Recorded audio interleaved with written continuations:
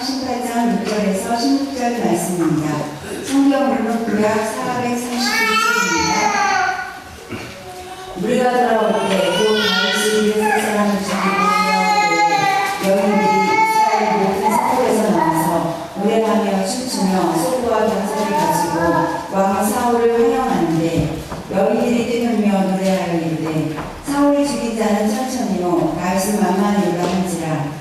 사울이 그 말에 불쾌하여 심히 노하여 이르되 다윗에게는 만만을 돌리고 내게는 천천만 돌리니 그가 더 얻을 것이 나랑 말고 무엇이냐 하고 그날부로 사울이 다윗을 주목하였더라. 그 이튿날 하나님께서 부리시는 악령이 사울에게 힘있게 내리매 그가 집안에서 정신없이 떠들어대므로 다윗이 평일과 같이 손으로 수금을 타는데 그때에 사울의 손에 상이 있는지라. 그가 스스로 이르기를 내가 다윗을 벽에 박으리라 하고 사울이 그 창을 던졌으나 다윗이 그의 앞에서 2번 피하였더라.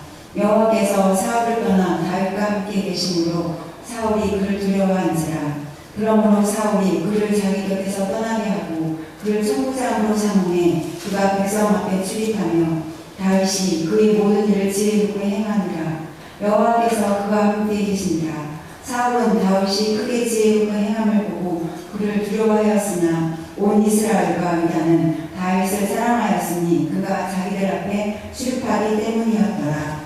아멘. 그리고 어버이날 그리고 부모의 날과 같은 이 가족과 관련된 기념일이 집중되어 있습니다. 그래서 우리가 5월을 가정의 달이라고 이제 부릅니다. 가정의 달을 맞아서 우리는 선물을 준비하기도 하고요. 또 온 가족이 함께 모여서 외식을 하기도 합니다. 그렇게 시간을 이제 보내게 됩니다. 참 소중한 일입니다. 그런데 그것이 거기에서만 멈춘다라고 한다면 가정의 달이 주는 의미를 충분히 누리지 못하고 있는 것입니다. 가정의 달은 어떤 의미에서 이제 서로의 관계를 돌아보는 시간이어야 됩니다. 부모와 자녀의 관계, 아내와 남편의 관계, 그런 관계를 되돌아볼 수 있는 날이 되어야 됩니다.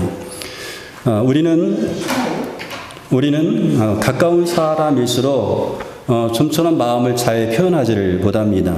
바쁘다는 이유로 또 어색하다는 이유 때문에 그리고 말을 하지 않아도 다 안다는 그런 생각 때문에 우리가 하고 싶었던 그 말들을 마음에 담아두는 경향이 있습니다. 그런데 이 가정의 달은 그렇게 마음에 담아두었던 이 말들을 끄집어내어서 전하는 달이어야 됩니다. 고맙습니다. 사랑합니다. 미안합니다. 축복합니다. 등등 이와 같은 말, 우리 속에 담아두었던 그 말들, 정말로 우리 가족들에게 하고 싶었던 그 말들을 끄집어내어서 전하는 그런 달이어야 됩니다. 그리고 이와 같은 짧은 말들, 고맙습니다, 사랑합니다, 미안합니다, 축복합니다. 이와 같은 말들은요, 짧은 말이지만 이 가정의 공기를 바꿀 수 있는 충분한 말입니다. 그리고 관계를 새롭게 할 수 있는 시작점이 될 수가 있습니다. 우리 모든 가정에는요, 눈에 보이지 않지만 흐르는 것들이 있습니다. 그것은 가정 안에서 가족들이 느끼는 분위기라고 할 수가 있습니다. 가족에는 분위기가 있죠. 그래서 어떤 가정에는 가족들의 마음을 편하게 하고 힘을 얻게 하는 이 사랑의 흐름이 있는 그런 가정이 있고요. 또 어떤 가정에는 소홀함과 날카로운 말과 날카로운 눈빛으로 인해서 마음을 어렵게 하는 이 상처의 흐름이 있게 됩니다. 그리고 이런 흐름은 한 사람에게서 끝나는 것이 아니라 서로에게 전가되어서 가정 전체로 번지게 됩니다. 그래서 가정의 분위기를 만들어 가게 되는 거죠. 그래서 한 사람의 그 따뜻한 말이 가족을 살리기도 하고요. 한 사람의 거친 반응이 가정의 분위기를 무겁게 만들고 어둡게도 만들 수가 있는 겁니다. 여러분은 여러분의 가정이 어떤 흐름이 있기를 원하십니까? 아마도 우리의 모든 가정에 이 사랑의 흐름이 있기를 원할 것입니다. 만약 그렇다라고 한다면, 지금 여러분의 가정에 흐르는 것이 사랑이라고 한다고 한다면, 그 사랑의 흐름이 계속 흘러갈 수 있도록 여러분도 그 사랑을 흘려보내셔야 됩니다. 그러나 만약 지금 흐르는 것이 상처의 흐름이라고 한다고 한다면, 그 상처의 흐름이 끊어지게 해야 되는 겁니다. 그 상처의 흐름이 계속 이어지지 않고 끊어지게 해야 될 그런 사명이 우리 가운데 있는 겁니다. 어느 가정에 아버지가 계셨는데 이 아버지에게 2 아들이 있었어요. 근데 아버지는 술을 너무너무 좋아하셨습니다. 그러다가 결국 알코올 중독자가 되게 되었어요. 그는 늘 술을 옆에 두고 살았습니다. 호주머니에 돈이 있기만 하면 가게 가서 술을 사가지고 술을 들고 다닙니다. 거리에서 비틀거리면서도 술병은 놓지 않는 그런 이제 분이었습니다. 그러다가 결국 그 술로 인해서 몸도 망가지게 되었고요. 가정도 이제 파괴가 되게 되었습니다. 아버지에게 두 아들이 있었는데 두 아들은 그 아버지 때문에 많은 상처를 받았습니다. 술을 너무 좋아해서 몸도 망가지고 가족도 이제 망가지게 했던 그 아버지로 인해서 이제는 상처를 많이 받게 되었는데요. 그런데요, 큰 아들은 그 상처 때문에 아버지처럼 술을 먹는 것이 아니라 술을 먹지 않는 아들이 되었습니다. 그런데 둘째 아들은 아버지와 같이 아버지로부터 상처를 받았는데 아버지와 같이 똑같이 술고래가 되어 있었습니다. 주변 사람들이 아들에게 묻는 거예요. 여보시오, 당신은 왜 술을 먹지 않습니까? 라고 이렇게 물으니까 큰아들은 내가 아버지를 생각하면 어떻게 술을 마실 수 있겠습니까? 이렇게 대답했고요. 둘째 아들에게 묻습니다. 왜 그렇게 술을 마십니까? 이렇게 물으면 내가 아버지를 생각하면 어떻게 술을 마시지 않을 수가 있겠습니까? 이렇게 얘기하는 거예요. 똑같이 아버지를 생각하면서 큰아들은 어떻게 술을 마실 수 있겠습니까? 라고 얘기했고 둘째 아들은 똑같이 아버지를 생각하면서도 어떻게 술을 안 마실 수 있느냐고 그렇게 여겼던 겁니다. 같은 상황이었고 어떻게 보면 똑같은 그런 상처를 받았는데요. 그 큰아들은 그 상처의 흐름을 끊게 되었고요. 둘째는 그 흐름을 이어가게 되었던 겁니다. 우리 가운데 흐르는 이 상처는요. 우리가 끊을 수도 있고 이어가게 할 수도 있습니다. 우리는 과연 어떤 선택을 해야 될까 하는 겁니다. 우리는 우리의 가정에 사랑의 흐름이 이어지게 해야 할 그런 사명이 있죠. 그렇게 하기 위해서 먼저 가정에 흐르는 이 상처의 흐름을 우리가 끊어야 되는 겁니다. 여러분, 사람이 상처를 받게 되면 그것을 마음속에만 품고 있기가 참 어렵습니다. 내가 상처를 받았는데 마음만 이렇게 품고 있기가 너무 어려워요. 억울함과 분노가 있다라고 한다면 그것은 어디론가 흘러가는 그런 경향이 있습니다. 내 마음의 상처와 내 안에 있는 억울함과 내 안에 있는 분노는 자꾸 누구에게인가로 흘러가려고 하는 그런 성질을 가지고 있는 겁니다. 그래서 아버지에게 혼난 형은 누구를 잡습니까? 자기보다 힘이 없는 약한 동생을 이제 잡게 됩니다. 동생에게 날카롭게 말하고 동생은 자기가 상처를 받으면 더 약한 존재를 찾아가지고 화를 쏟아내게 되는 겁니다. 그래서 상처라고 하는 것은요, 방향만 바뀔 뿐 형태는 계속해서 이어진다라고 하는 거죠. 마치 보이지 않는 고리가 연결되듯이 한 사람의 상처가 다른 사람의 아픔이 되고 그 아픔이 다른 사람에게 전해지면서 또 상처로 이어지는 그런 고리 연속이 되게 되는 겁니다. 그런데 여러분, 모든 사람이 모든 가정이 그렇게 사는 것은 아니라는 거죠. 어떤 사람은요, 그 흐름을 따라가지 않고 그 자리에서 멈추는 사람이 있습니다. 상처를 내가 받았지만 그 상처를 되돌려주지 않는 그런 사람이죠. 내가 마음이 아프지만 그 마음 아픈 것을 이어지게 하지 않는 겁니다. 되돌려주지 않는 겁니다. 나도 당했으니까 너도 한번 당해봐. 이것이 아니라 여기서 끝내자라고 하는 분들이 있다는 거예요. 내가 이렇게 당했는데, 내가 이렇게 서운하고 이렇게 억울한데 내가 이와 같은 나쁨을 당했으니까 또 한번 당해봐. 이게 아니라는 거예요. 너도 한번 당해봐가 아니라 여기서 끝내자라고 그렇게 결단하는 겁니다. 근데 여러분, 이와 같은 결단이 결코 쉬운 결단은 아니잖아요. 근데 이런 결단을 하기 위해서 우리 간에 도움이 되는 것이 있습니다. 뭔가 하면 거룩한 멈춤입니다. 이 거룩한 멈춤이라고 하는 훈련을 우리가 해야 되는 거예요. 여러분이 가족의 말에 상처를 입어서 막 분노가 일어나는 그런 순간들이 있어요. 그때 즉시 반응하지 말고 3초만 멈춰 생각하는 겁니다. 그리고 속으로 이렇게 기도하는 거죠. 주님, 제가 이 상처를 여기서 끝내길 원합니다. 저희 입술을 지켜주세요. 이렇게 기도하는 거죠. 이런 거룩한 멈춤의 훈련을 통하여서 사탄이 틈타는 이 분노의 고리를 끊어낼 수가 있게 되는 거죠. 그리고 여러분, 어떤 사람은요, 더 나가서 내가 받은 상처가 있기 때문에, 이 상처를 경험했기 때문에 다른 사람에게 상처를 주는 것이 아니라 다른 사람의 아픔을 더 깊이 이해하고 오히려 그 상처 입은 사람들을 감싸주는 사람이 있습니다. 내가 경험해 봤으니까 그 사람을 감싸주는 사람이죠. 그런 사람들을 통해서 상처의 흐름은 끊어지게 되고 그 자리에 치유와 회복이 시작되게 되는 겁니다. 여러분, 우리는 어떻습니까? 상처는 누군가를 통해 이어지기도 하고 누군가를 통해서 끊어지기도 하는데 여러분은 상처를 이렇게 흘려보내는 분들입니까? 아니면 그 흐름을 끊는 분들입니까? 아무쪼록 저는 우리 모두가 상처를 끊는 그런 삶을 살아갔으면 좋겠습니다. 사울이 통치하던 때에 이스라엘 주변에는 블레셋이라고 하는 그 강대국이 있었거든요. 이 블레셋에는 골리앗이라는 장군이 있었는데 보기만 해도 주눅이 들 만한 그런 거인이었습니다. 근데 이 골리앗이 이스라엘 진영 앞에 나와가지고 아침 저녁으로 이스라엘 백성과 하나님을 모욕하는 그런 말을 해요. 그런데 그 어떤 사람도 이 골리앗과 맞서서 싸우려는 그런 사람이 없게 되었습니다. 그런데 그때 소년 다윗이 17살 되었던 소년 다윗이 나가서 당당하게 싸워서 골리앗을 이기게 되는 거죠. 그러자 이스라엘 백성들이 너무나 기뻐하면서 이런 노래를 지어서 부르게 됩니다. 사울이 죽인 자는 천천히요 다윗은 만만이로다. 사울이 죽인 자는 천천히요 다윗은 만만이로다. 이런 노래를 지어 부른단 말이죠. 근데 이 노래를 사울이 듣게 되었습니다. 사울이 이 노래를 소리를 듣고 마음이 상처를 받게 되는 거예요. 그리고 사울이 불쾌해지기 시작합니다. 그래서 전쟁에서 이겼음에도 불구하고 전혀 기쁘지 않은 거예요. 오히려 화를 내기 시작합니다. 그리고 아무런 잘못이 없는 다윗을 그때부터 미워하기 시작합니다. 9절 말씀까지 보니까 그날 후로 사울이 다윗을 주목하였더라 이 말씀이 있어요.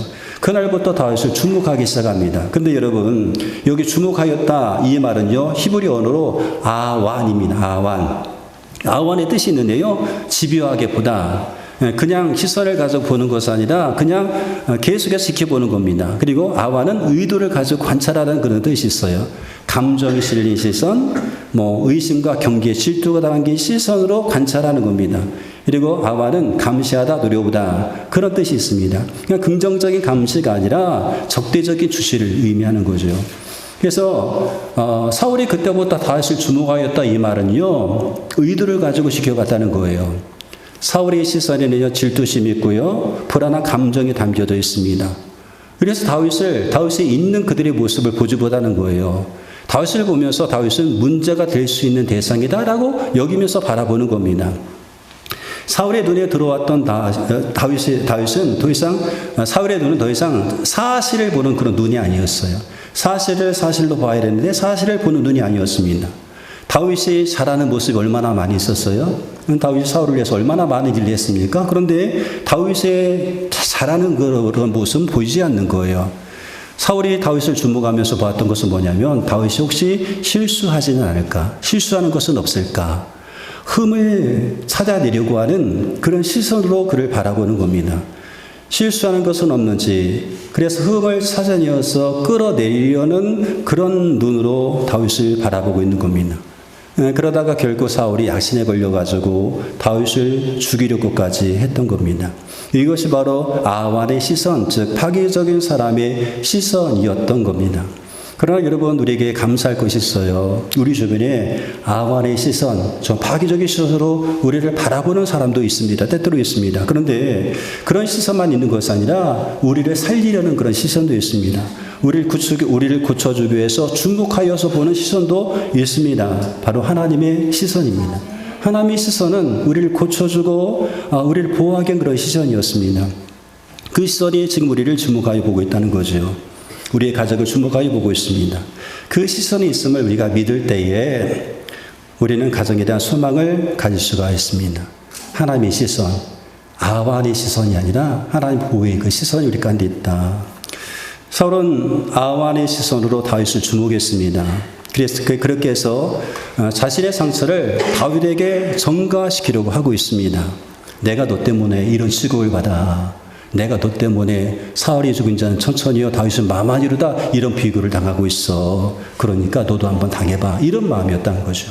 내가 당했으니까 너도 한번 당해봐야 될 거 아니냐. 사울은요 자신이 상처받았기 때문에 어쩌면 내가 상처를 주는 것이 당연하다고 여긴 것처럼 보입니다. 내가 이렇게 분노하고 내가 이렇게 화나는데 이 화나는 감정을 푸는 것, 내가 다른 사람에게 푸는 것을 당연하다고 여겼던 것 같습니다. 그런데 그렇게 해서 상처를 전가하려고 했을 때 사울은 더 이상 상처 입은 피해자가 아니라 상처를 주고 있는 가해자가 되게 된 거죠. 난 상처를 받아서 난 피해자야. 그런데 거기서 끝나지 못한 이 사울이 어떻게 되었어요? 전가하려고 하자 그는 결국 상처를 주는 가해자가 되게 되었다는 겁니다. 그런데 여러분 다윗을 한번 보세요. 우리는 다윗을 통해서 위대한 점을 발견할 수가 있습니다. 다윗은 상처를 전가하는 사람이 아니라 상처를 자기에서 끊어버리는 그런 모습을 우리 가운데 보여주고 있습니다. 다윗의 생각을 한번 생각해 보세요. 다윗은 지금 억울하게 오해를 받고 있는 그런 상황이었어요. 아무런 잘못 없어요. 다윗이 사울에게 잘못한 것도 없습니다. 그런데도 불구하고 사울은 다윗을 죽이려 것까지 합니다. 다윗은 사울을 위해서 수금을 연주해 준 적도 있어요. 사울이 악신에 걸려가지고 막 고통스러웠을 때에 하나님의 영에 충만했던 다윗이 수금을 타게 되면, 연주를 하게 되면 다시 떠나가게 되거든요. 그런 일들을 감당해 줬던 사람이 바로 다윗이었습니다. 어떻게 보면 악으로 자기를 대했는데 손으로 갚아줬던 사람이 바로 다윗이었다라고 하는 거죠. 그런데 그런 다윗을 향해서 사울은 죽이려고 합니다. 창을 던져서 다윗을 죽이려고 합니다. 다윗이 그 창을 피하지 않았더라고 한다면 다윗은 아마도 죽었을 거예요. 그런데 그런 상황 가운데서 우리가 인간적으로 보면 충분히 다윗이 분노하고 그리고 그 분노에 반응해서 되돌려 줄 수 있는 그런 상황이었단 말이죠. 근데 다윗은 그렇게 하지 않았습니다. 벽에 박혔던 그 창을 빼서 사울에게 던지지 않았습니다. 자신이 받았던 그 상처를 다시 되돌려 주지 않았습니다. 그런 다윗을 향해서 성경은 뭐라고 얘기하는가 하면 모든 일을 지혜롭게 행하였다라고 기록하고 있어요. 12절 말씀까지 보니까 여호와께서 사울을 떠나 다윗과 함께 계심으로 사울이 그를 두려워한지라. 14절 말씀까지 보니까 다윗이 그 모든 일을 지혜롭게 행하니라 여호와께서 그와 함께 계시니라 이렇게 말하고 있습니다. 다윗을 향하여서 모든 일을 지혜롭게 행했다 이렇게 말씀하고 있죠. 그렇다면 어떻게 그가 지혜롭게 행할 수 있었을까? 그 모습이 그 일상적인 삶 속에서 드러나고 있는 것을 보게 됩니다. 여러분, 다윗은요, 어떤 상황 가운데서든지 어떤 상황에서든지 자기에게 맡겨진 일을 묵묵히 감당해냈습니다. 자기에게 주어진 일이라고 한다면 묵묵히 감당해냈어요. 다윗은 이사의 막내 아들이었습니다. 이새의 집에 사무엘이 찾아왔잖아요. 사무엘이 왔을 때 다윗은 막내란 이유 때문에 사울 앞에 이새가 세우지 않았습니다. 어떻게 생각하면 속상한 일이잖아요. 자기 형들은 다 사무엘 앞에 이렇게 한 번씩 이렇게 소개를 받았는데 아버지 이새가 자기는 막내라고 취급을 하지 않는 거예요. 근데 그런 속상할 만한 그런 일들 가운데서도 다윗은 여전히 묵묵히 양을 지키는 일을 하고 있었습니다. 이스라엘과 블레셋의 전쟁 중이었을 때 다윗의 형이었던 엘리비 찾아와서 다윗을 비난하잖아요. 네가 양은 돌보지 않고 전쟁을 구경하라고 왔구나. 이 건방진 녀석, 이 교만한 녀석 하면서 이 다윗을 막 비난하는 그런 말을 합니다. 사울왕은 다윗이 내가 골리앗과 싸우겠습니다라고 얘기했을 때에 너는 너무 어려워서 골리앗의 상대가 되지 않아. 골리앗 장군이야. 골리앗에 너는 상대가 되지 않는다라고 그렇게 얘기합니다. 근데 그랬을 때에도 다윗은 묵묵히 하나님께서 원하신 일이 무엇인가를 알았고 그 일을 감당했던 것을 보게 됩니다. 다윗은 흔들리지 않았습니다. 형이 무시하는 말을 해도 사울이 막아도 사람들이 뭐라고 해도 하나님의 뜻을 분별했고 그 사명에 집중하고 있었어요. 마치 다윗은 이렇게 말하는 것처럼 보입니다. 나는 하나님 앞에서 하나님께서 원하신 일을 해야 한다. 나는 하나님 앞에서 해야 할 일을 한다. 그런 마음인 것 같습니다. 사울은 상처를 받음으로 누군가를 탓하면서 다윗에게 상처를 주려고 했습니다. 여러분, 신앙인들 중에서도 많은 경우 사울과 같은 분들이 많이 있어요. 우리가 신앙생활이 뭡니까? 신앙생활은 하나님을 바라보는 데서 나오는 생활이 신앙생활이잖아요. 신앙, 하나님을 바라보는 거, 생활, 하나님을 바라보는 데서 나오는 생활이 신앙생활입니다. 그래서 신앙생활은 하나님을 바라봐야 되잖아요. 하나님 바라보면 우리가 사명에 집중할 수 있는데 신앙생활 한다고 하면서 우리가 하나님을 바라보기보다는 자꾸 사람들을 바라봅니다. 사람을 바라보기 시작합니다. 하나님 바라보며 사명에 집중할 수 있는데 사람을 보기 시작하니까 마땅히 해야 할 일도 하지 않는 거예요. 저 사람이 미워서, 저 사람이 싫어서 하나님께서 나에게 쉬운 일을 우리가 감당하지 못한 경우가 있습니다. 하나님 바라보지 못하고 사람이 더 눈에 들어오기 때문에 그러하죠. 그러니까 하나님을 바라보면서 신앙생활하며 사명에 집중할 수 있는데 사람을 보기 때문에 우리가 해야 될 일도 하지 않고 남의 탓만 하고 있는 겁니다. 그러면서 자신이 받은 상처를 전가시키려고 하고 있습니다. 그런데 다윗은 하나님 바라보는 사람이었어요.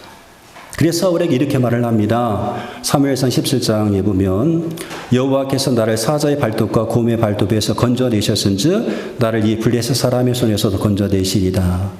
다윗은 하나님을 바라보면서 하나님께서 자기와 함께 계시고 그리고 자신을 지켜줄 것을 신뢰했습니다. 그래서 사람들이 왜곡된 말과 행동에 반응하지 않고 사명에 집중할 수가 있었던 거예요. 하나님이 나에게 주셨던 사명에 집중할 수가 있었던 겁니다. 하나님 바라보면서 하나님 함께 하시고 나를 지켜줄 것을 믿었기 때문에 사명에 집중할 수가 있었다는 겁니다.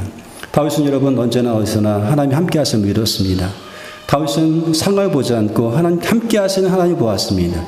하나님이 나와 함께 하신다. 이 믿음이 있었기 때문에 흔들리지 않았다라고 하는 거예요. 여러분 때때로 우리가 혼자라고 느끼면서 우리가 흔들릴 때가 있습니다.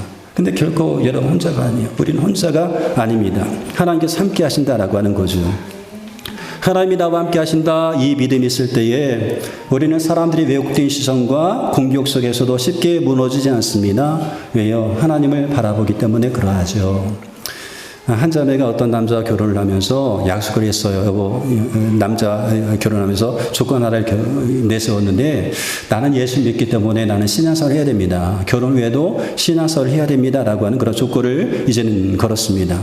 그러니까 신앙생활을 해야 되니까 막지 말라는 거죠. 그래서 이 남편이 허락을 하게 되었습니다. 그렇게 하겠다고 약속했어요. 근데 결혼하고 얼마 지나지 않아서 이 약속이 끼어지기 시작합니다. 아내가 이제는 교회를 가려고 하고 신앙생활을 하려고 하면 남편이 잔소리가 시작되기 시작하는 거예요. 야, 교회 가면 밥이 나오냐, 뭐가 나오냐, 왜 교회를 맨날 가냐? 라고 하면서 이제 잔소리가 시작됩니다. 근데 그 잔소리가 점점점 더 강도가 심해지게 되는 거예요. 그럼에도 불구하고 아내가 포기하지 않습니다. 신앙생활을 계속해서 이어가게 됩니다. 그러니까 이번에는 이 남편이 성격이 거칠어지기 시작하면서 때로는 폭력을 행사하기도 하게 되었습니다. 그렇게 계속해서 그런 생활 가운데 결혼 생활이 이어지게 되었고요. 5남매의 자녀를 두기까지 그렇게 그런 생활이 이어지게 되었습니다.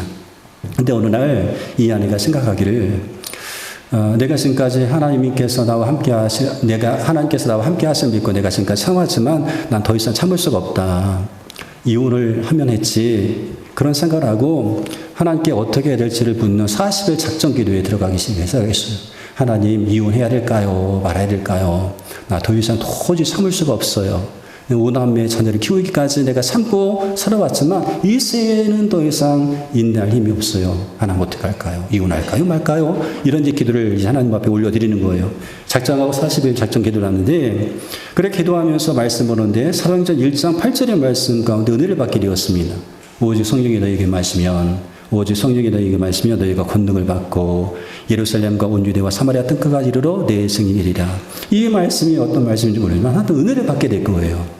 이 말씀 은혜를 받고 어떤 결심을 하게 되면 그렇다. 하나님께서 나를 이 자리에 보내셨으니까 내가 이 가정의 선교사가 되어야겠다. 그런 마음을 갖게 된 거예요. 그리고 그날 이후 괴로우나 즐거우나 선교사의 그 심정으로 남편을 대했다고 합니다.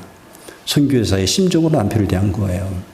그랬더니 그렇게 짜증만 부리던 남편이 성격이 바뀌기 시작했고요. 예수 영접하게 되었다는 그런 이야기가 있습니다. 하나님이 함께 하신다는 믿음이 있다라고 한다면 그 믿음이 우리를 은혜 가운데 살게 합니다. 은혜 속에 살게 합니다. 그리고 그 은혜가 어떤 상황 속에서도 우리 가운데 주어진 사명에 집중할 수가 있게 하는 거죠. 여러분, 우리 집에는 국수가 있습니다. 그것도 예산 국수가 있습니다. 색색이 이렇게 만들어진 예산 국수가 있는데요. 제가 어렸을 때는요, 이 국수 가닥, 이 굵은 가닥이잖아요. 그 굵은 가닥 하나 딱 빼가지고 이렇게 우물우물 먹었던 그런 기억이 나요. 그렇게 먹다 보면 어느 사이인가 구멍이 이렇게 뚫려져 있는 그런 경우도 있었어요. 이렇게 먹다 보니까. 국수 가닥이요, 참 잘 끊어집니다. 잘 부러지잖아요. 작은만 봐도 금방 부러집니다. 조각이 납니다. 그런데 참 이상하게도요, 그렇게 조각이 나는 이 국수를요, 100도씨가 되는 그 팔팔 끓는 물에 이렇게 담그잖아요. 끓이잖아요. 한편 삶게 되면요, 부러지지 않습니다. 쫄깃쫄깃한 면발이 이렇게 되는 거예요. 집어 던져도 잘 끊어지지 않는 그런 면발이 됩니다. 같은 국수였어요. 그런데 그냥 있으면 작은 충격에도 부러지는데 그것을 끓이면 물속에 넣어서 끓이게 되면 부러지지 않습니다. 여러분, 우리가 신앙생활 하면서 이 끓는 물이 바로 성령의 뜨거운 은혜라고 여겨집니다. 성령의 뜨거운 은혜란 말이죠. 우리가 성령의 은혜 가운데서 푹 끓여질 때에 우리 마음이 쫄깃쫄깃하고 부드러운 면발이 되게 되는 거예요. 그때 비로소 타인의 경격에도 부러지지 않고 오히려 그들을 품을 수 있는 넉넉한 마음이 되는 거죠. 은혜가 있으면 그렇게 된다는 거예요. 하나님의 은혜 밖에 사는 사람들은요, 상처받으면 조금만 건드려도 터지고 맙니다. 폭발합니다. 상처를 전가하려고 합니다. 그러나 성령님을 받고 하나님의 은혜 안에 우리가 살아갈 때에 우리는 그 은혜 가운데서 상처를 끊어버릴 수 있는 사람에게 되는 거죠. 상처를 주려고 누군가 주목해 보는 것이 아니라 오히려 감싸주려고 주목해 보는 사람이 될 수가 있는 겁니다. 여러분, 상처를 끊어내는 거 때때로 우리 힘만으로 부족할 때가 있어요. 나 힘만으로 부족할 때가 있습니다. 하나님의 은혜가 필요한 그 순간이 있어요. 하나님의 은혜가 우리 안에 채워져야 됩니다. 그러니까 그 은혜 속에 우리가 살아갈 수 있도록 여러분 성령님께 도움을 요청하세요. 하나님, 내가 하나님의 은혜 속에 살기를 원합니다. 하나님의 은혜가 내 속에 펄펄펄 끓어오르기 원합니다. 그 은혜가 우리로 하여금 상처를 전가하는 것이 아니라 상처를 끊는 사람이 되게 할 수가 있다는 거죠. 성도 여러분, 여러분은 어떻습니까? 여러분 상처를 받으면 가족에게 푸는 분들입니까? 아니면 그 자리에서 상처의 흐름을 끝내시는 분들입니까? 가정은 상처를 주고받는 자리가 아닙니다. 오히려 상처가 치유되는 곳이어야 됩니다. 가장 안전해야 될 자리가 바로 가정입니다. 가장 안전해야 될 그 자리가 가장 아픈 자리가 되면 안 되잖아요. 하나님께서는 우리 가정에 쉼이 있고 회복이 있고 사랑이 되는 곳이 되기를 원합니다. 그러므로 상처는 끊어내는 사람이 없으면 계속 흘러가게 되게 되는 거예요. 그러나 상처는 끊어내는 사람이 있으면 멈추게 되게 되는 겁니다. 만약 여러분이 여러분의 상처를 끊어내지 못한다고 한다면 여러분의 상처는 자녀에게로 흘러가게 되고 또 그 다음 세대로 흘러가게 되게 되는 거예요. 그러나 우리가 결단해서 하나님의 은혜 가운데에서 이 상처를 내 자리에서 끊어버리겠다라고 결단하게 된다라고 한다면요, 상처의 이름은 끊어지게 되고 그 자리가 다시 사랑으로 채워질 수가 있게 되게 되는 겁니다. 그래서 우리는 결단해야 됩니다. 하나님, 나는 상처를 전가하지 않겠습니다.